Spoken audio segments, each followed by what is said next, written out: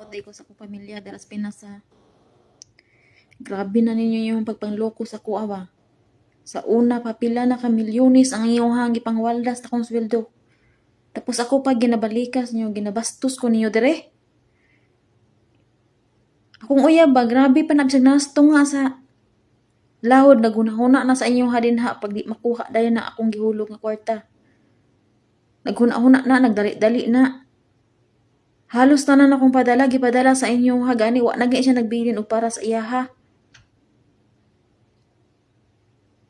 Atong December, gihurot niya hulog sa inyo ha. Ang iyong istorya diri sa kuha, atong una, 60K.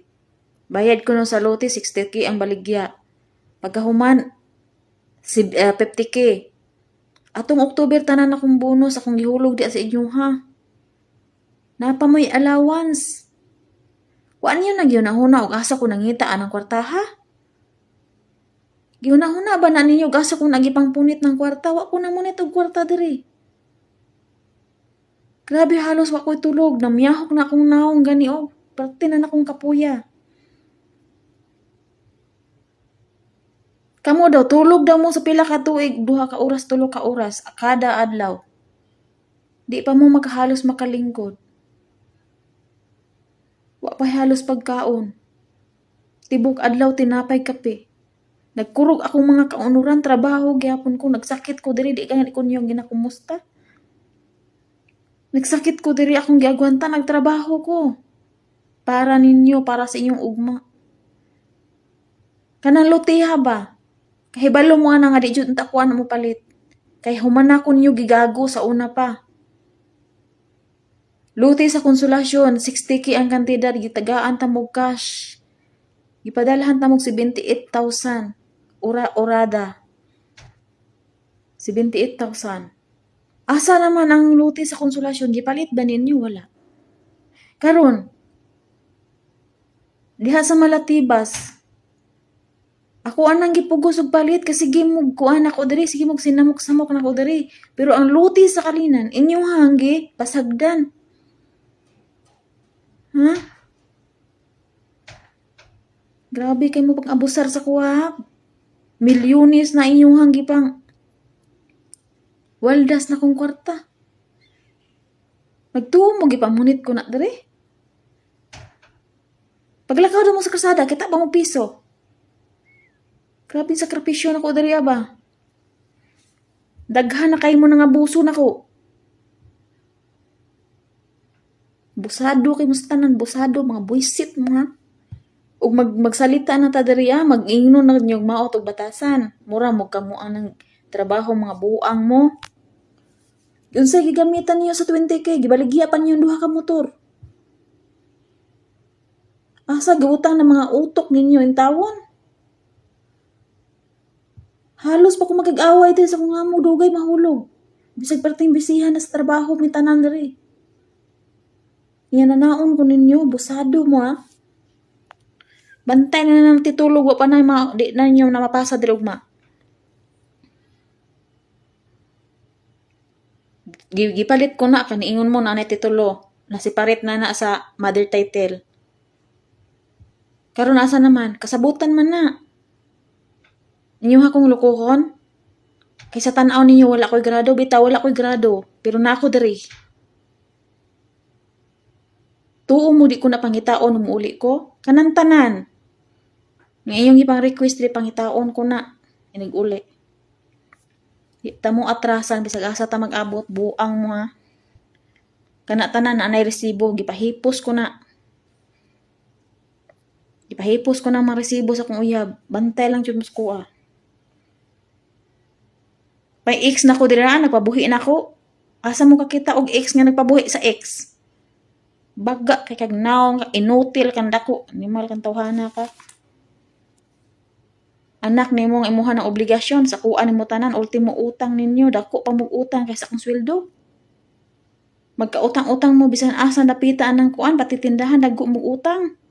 Kada bulan mo ko nagpadala. Wa na gani ko para sa akong sarili. Abusador mo ha. Animal mo sa una pa kung iwaa ka. Dahil lang mo makauli ko. Na-shock ko sa akong nakita sa resibo. Nga full payment, 30,000. Atong September, nagpadala ko. Ni anak ko nga, niingon ko nga, bayari ang 20,000. Kaya 50K ko no. Ni anak ko nga, ihatag na ang 25. So, daghandag sila og project na sa eskwelahan, daghandag ka sila og mga activities. Pero never ko nakakita activities nila. Wa ko kakita, wa jud ko kahibalo og unsa-unsa ka tinuod. Nasige nila pangayo na ko kwarta, nasige nila pangutang sa sosyo. Niyan ako nga iuna na ang 25,000. Nagpadala ko og 30 plus. Tapos gibayad dito 20,000 daw. Na resibo atong September. Karon niyan ako nga pulan ako sa December. Kadawat kog bonus og October katapusan. Gipadala nako tanan. Wa ko nagbilin diri. Pati akong sweldo akong gipadala. Kaya nagbayad pa ko sa lote sa Kalinan. Karon, sige kog hulat sa resibo, hantod karon wala ko pasahan. Ning December na lang, niingon ko nga, ako ng pulan. So, gipadalahan na, karon pa gipasa ang resibo.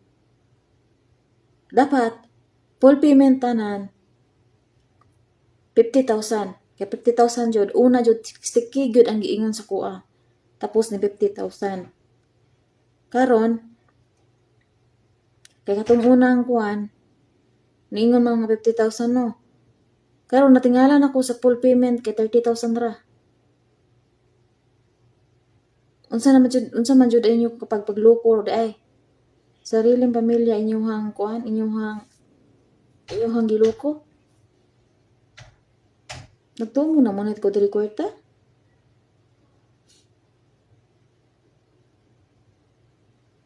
Tapos nang inyong amahan din inyong gitakpan mga bisyo. Pag ako mo piyait na kulong na ba? Dugar ako nagpakahilom diri mga putang ina mo. Kanang amahan ninyo. Shout out ko sa akong ex din ha. Ug wala lang jud ko na ning kamot, wa ta ka gipagawa sa kulungan animala ka. Gibaligya pa nimo akong lutig balay itong binuang. Gibaligya pa nimo ang duha ka motor. Tapos karon ingon na naon ko ninyo, gibikil na sad ko ninyo. Abusador kay mo ba? Grabe na ko pagpaningkamot, makapundar.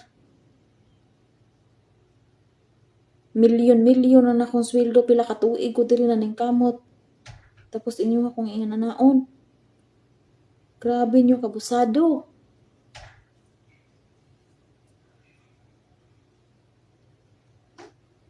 Naglisod gani mo isa gato sa isa kadlaw, parte nyo mga hambuga.